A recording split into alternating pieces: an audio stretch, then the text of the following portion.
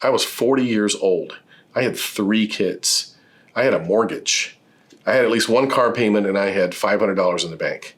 And I said, by God, I'm going to start my own company or die trying.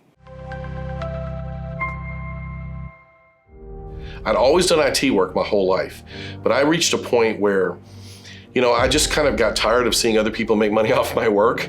And I had a lot of motivation because I had 4 people to feed, my wife and 3 kids. So failure was not an option. If you want to run your own business, you have to look at it like that.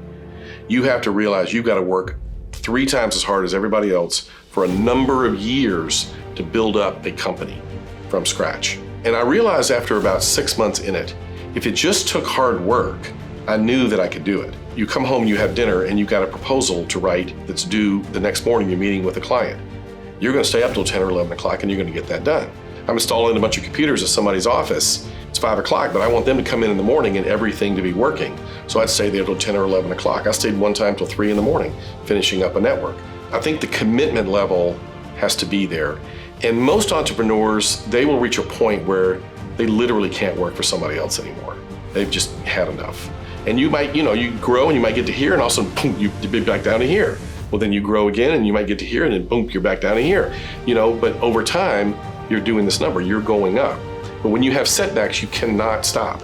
You can work on trying to get a new client for 6 months, and then at the last minute they say, no, I'm going with somebody else. You say, well, 6 months ago I never even met you.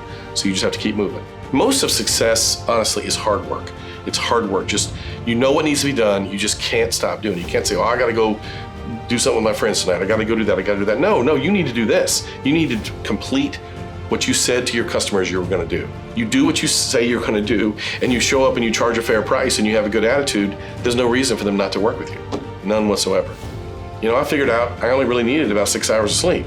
So I can remember days when I first got started looking at my calendar for the next day and figuring out how much sleep I would actually have to be able to do all these jobs. And so I made sure, I would say, okay, I gotta get to bed by such and such to get enough sleep to get, to have enough energy to do all this tomorrow. And sometimes I was at a client and I go, I'm gonna have to leave here by midnight because I gotta get in bed by 1 and I gotta get up by 6 to get to this other job.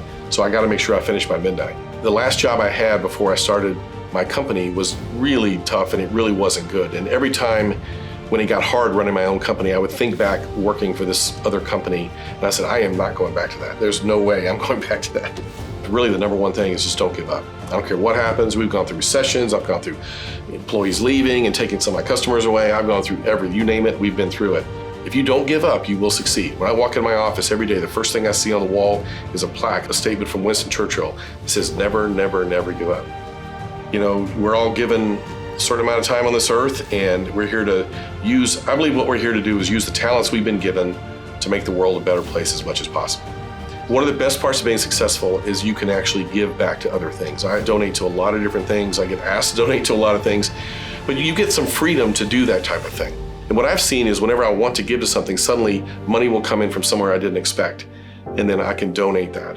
And so, we're all gonna leave this world by ourselves. We came in by ourselves, we're gonna leave by ourselves. And what you leave behind and the people you help is really what it's all about, honestly.